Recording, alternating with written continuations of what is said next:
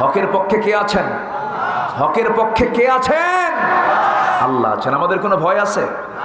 আমাদের কোনো ভয় আছে? কোনো ভয় নেই। হক আছে যেখানে, আল্লাহর সাহায্য, আল্লাহর সাহায্য সেখানে। আমার নবীজির পাশে কেউ নাই সেই সময়। এর মধ্য দিয়ে একটা হৃদয় বিদারক ঘটনা ঘটে গেল। আমার নবীজির জীবনের সবচেয়ে কাছের দুজন মানুষ, একজন হচ্ছেন খাদিজা, আর একজন যদিও কাফের কিন্তু নবীর পক্ষের মানুষ ছিলেন আবু তালেব, আপন চাচা। এই দুইজন ব্যক্তি 3 দিনের ব্যবধানে দুজনই দুনিয়া থেকে বিদায় নিলেন। এই দুইজন বিদায় হওয়ার সঙ্গে সঙ্গে পরিবেশ আরো ঘোলাটে হয়ে গেল, পরিবেশ আরো মারাত্মক ভয়াবহ রূপ নিয়ে নিল। আমার নবীজির পাশে কেউ নাই।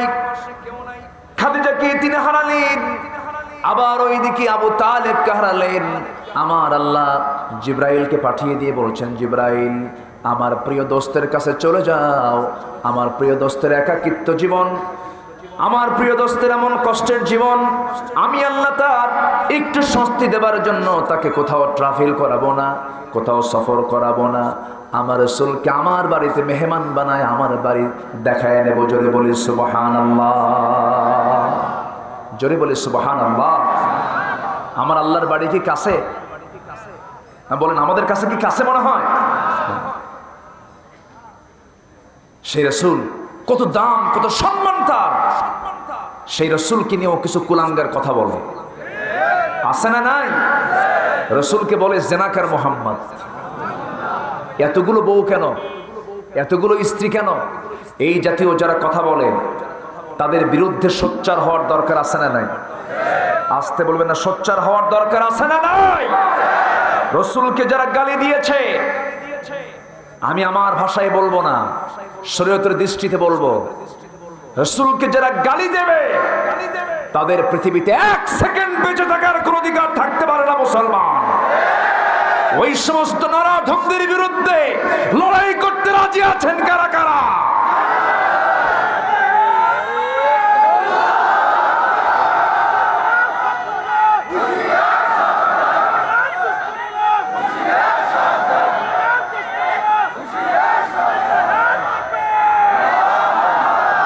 আল্লাহ তুমি সবার হাতকে কবুল করো, জোরে বলি আমিন।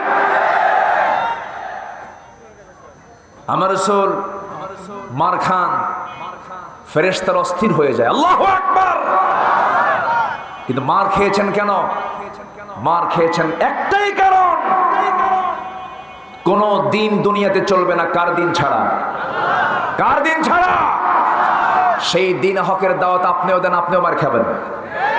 আপনি যদি ওই দিনের দাওয়াত দেন, আপনিও মার খাবেন। আপনাকেও হিজরত করতে হবে, আপনাকেও রক্ত ঝরাতে হবে।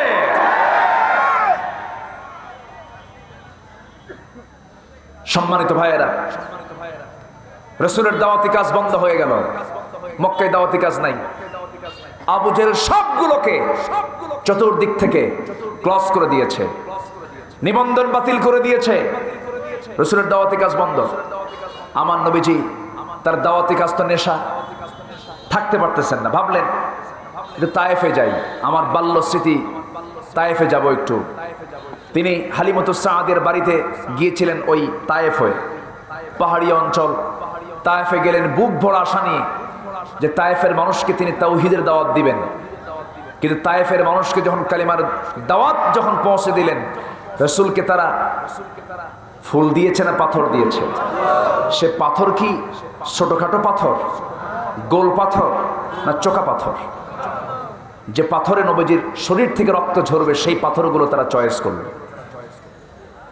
যে বিশ্ব নবীকে আল্লাহ তাআলা নিজে দাওয়াত দিয়ে আরশ আজিমের মেহমান বানান, এই মহাশূন্য পেরিয়ে আরশ আজিমের মেহমান বানান, যে রাসূলকে দেয়া হয়েছে কি ইন্না আ'তাইনাকাল কাউসার ফাসাল্লি লিরাব্বিকা ওয়ানহার ইন্না শানিআকা হুয়াল আবতার। হে রাসূল, আমি আপনাকে হাউজে কাউসার দান করেছি, আপনাকে যে যা বলে বলুক আপনি মনক্ষুণ্ণ হবেন না। আপনি নামাজ পড়ুন, আপনি কোরবানি করুন, যারা বলছেন লেজ কাটা তারই হচ্ছে প্রকৃত লেজ কাটা, আপনি কোনো হতাশ হবেন না। সেই নবীজি তায়েফের ময়দানে গিয়া এমন মার খেলেন, মার খেতে খেতে রক্তাক্ত হয়ে পড়লেন, জমিনে রক্ত পর্যন্ত পৌঁছে গেল, জুতার তলার সঙ্গে পায়ের তলার জমাট বেঁধে গেল, নবীজি মুখ থুবড়ে পড়ে গেলেন। ওরা ভেবে নিয়েছে রাসূল মারা গেছেন। কিছুক্ষণ পর সেন্সটা ফিরে আসলো, শরীরে কোনো রক্ত নাই, গোটা দেহ সাদা সাদা হয়ে গেছে, রক্তে রঞ্জিত রাসূল মুহাম্মদ সাল্লাল্লাহু আলাইহি ওয়াসাল্লাম।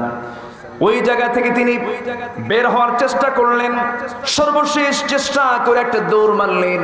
সামনে জিবরাইল এসে বলছেন, ইয়া রাসূলুল্লাহ, আপনি তায়েফবাসীর জন্য আজকে যা বলবেন তাই হয়ে যাবে। রাসূল বলছেন, তায়েফবাসীর জন্য আমি মুসার মতো দোয়া করব না, এই তায়েফের জন্য আমি দোয়া করে যাচ্ছি, আল্লাহ এদেরকে হেদায়েত দিক। জোরে বলি সুবহানাল্লাহ। আমার নবীজি এই দোয়া করে সেই জায়গা থেকে বের হলেন। বের হয়ে সে আর পারলেন না, সামনে একটা আঙ্গুর বাগান পেয়ে গেলেন, আঙ্গুর বাগানের মধ্যে ঢুকে গেলেন, মাথা চক্কর মেরে পড়ে গেলেন। নবীর পাশে কেউ নাই, আঙ্গুর বাগানের একজন কেয়ারটেকার দূর থেকে লক্ষ্য করছে, সুন্দর চেহারার মানুষ, লোকটাকে একটু কাছে যাইতো। কাছে গিয়ে দেখেন এত সুন্দর চেহারার মানুষ যেন আকাশের চাঁদ তার সামনে ধরা পড়ে গেছে।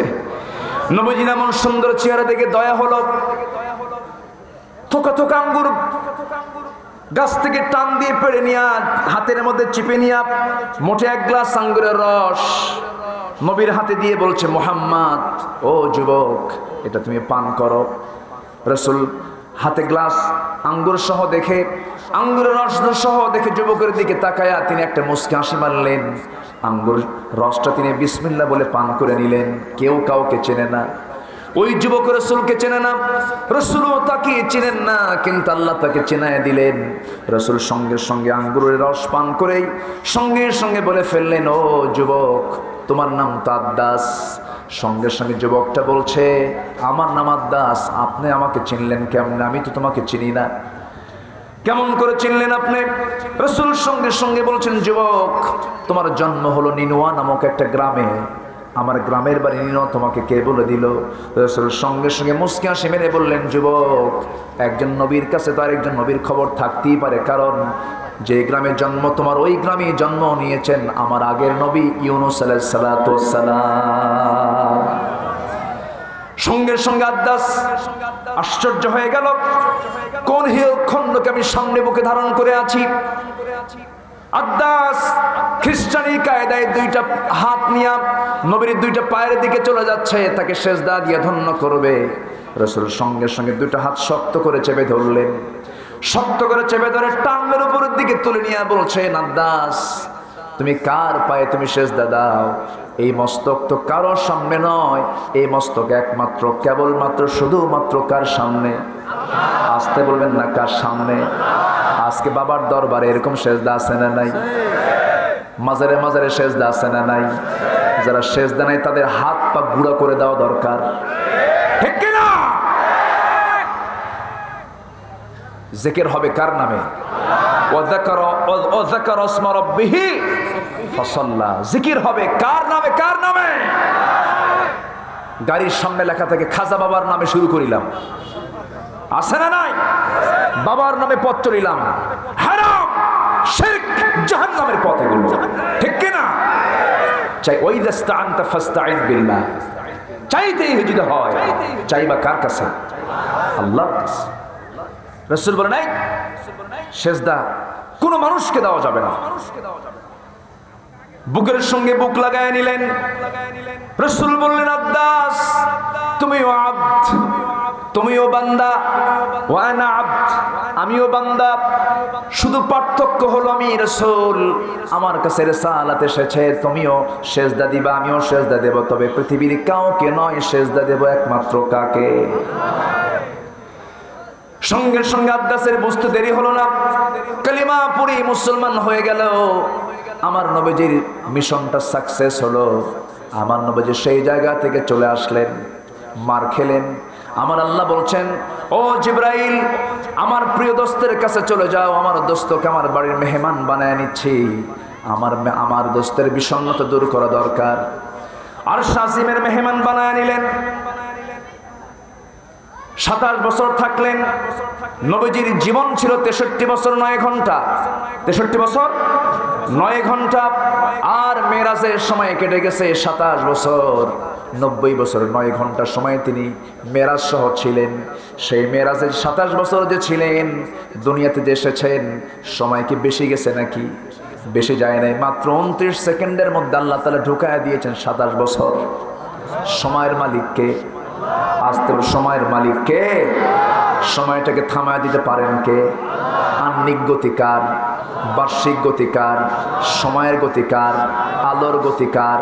অতএব তিনি কি সময়কে স্তব্ধ করে দিতে পারেন না? পারেন। যাচ্ছেন আমার ভাইয়েরা, সব গতিকে স্তব্ধ করে দিয়া আমার আল্লাহ তার হাবিবকে জান্নাত দেখালেন, জাহান্নাম দেখালেন, সব কিছু দেখে ট্রেনিং নিয়ে সেই জায়গা থেকে চলে আসলেন। ফাসাল্লি লিরাব্বিকা ওয়ানহার। হে রাসূল, আপনি নামাজ পড়ুন। রাসূল মিরাজ থেকে নামাজ নিয়ে আসলেন। 50 ওয়াক্ত নামাজ নিয়ে চলে আসলেন। মাঝপথে একজন নবী তাকে আটকায় দিলেন। 50 ওয়াক্ত হবে না, নামাজ কমাতে হবে। এবার রাসূল বলছেন, কেমন করে বলবো? আপনি যান, আমি আমার নামটা নিয়ে নিবেন, আমি মূসা আপনাকে পাঠায় দিলাম, যান। আমার নবীজি চলে গেলেন। আল্লাহ বলছেন, আমার হাবিব আপনি আবার আসছেন কেন? 50 ওয়াক্ত নামাজ দিয়েছি না, এটা নাকি হবে না, 5 ওয়াক্ত কমায় দিতে হবে। কে বলেছে? মূসা বলেছে। আল্লাহ বলছেন, আমার কালিমুল্লাহ মূসা যখন আপিল করেছে, তার আপিলটাকে আমি গ্রহণ করলাম। 50 ওয়াক্ত লাগবে না, 5 ওয়াক্ত নামাজ যদি আপনার উম্মতরা পড়তে পারে, 50 ওয়াক্তের সমান সব আমি তার আমলনামায় দিয়ে দেব। 5 ওয়াক্ত নামাজ পড়বেন কারা? জোরে বলি, ইয়া আল্লাহ, ইয়া রহমান। আমাদেরকে 5 ওয়াক্ত সালাত আদায় করার তৌফিক তুমি আল্লাহ দিয়ে দাও। জোরে বলি আমিন। আমার ভাইয়েরা, দুনিয়াতে থেকেই জান্নাত দেখলেন আমার নবীজি। জান্নাতের দৃশ্যগুলো দেখে আসলেন। এই জন্য রাসূল মাঝে মাঝে বলতেন, তোমরা যা শোনো আমি তা শুনি, তোমরা যা দেখো আমার দেখার সাথে ভিন্নতা আছে। আমি যা দেখি তোমরা তা দেখো না, আমি যা শুনি তোমরা তা শোনো না, আমি যেন ধাবন করি তোমরা তো ধাবন করো না। আমার নবীজি সব কিছু দেখে আসলেন। জান্নাত দেখলেন, জাহান্নাম দেখলেন, দুনিয়াতে চলে আসলেন। সেই জান্নাত দেখার শখ সবার আছে না নাই? সবার কি জান্নাত দেখার শখ আছে? শখ আছে? নামাজ না পড়ে, নামাজ না পড়ে। আজকে আমার দেশে মাত্র 5% লোক নামাজ পড়ে। আর কিছু আছে মরিয়ে ধরা কয় যে পীর সাহেবের ঠ্যাং ধরে জান্নাত যাবে। এরকম কিছু আছে না নাই?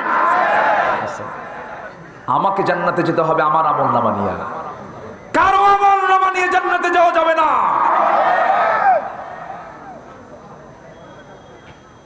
যদি তাই হতো, ইব্রাহিম আলাইহিস সালাম তার কাফের মুশরিক পিতা আজরকে জান্নাতে নিতে পারতেন।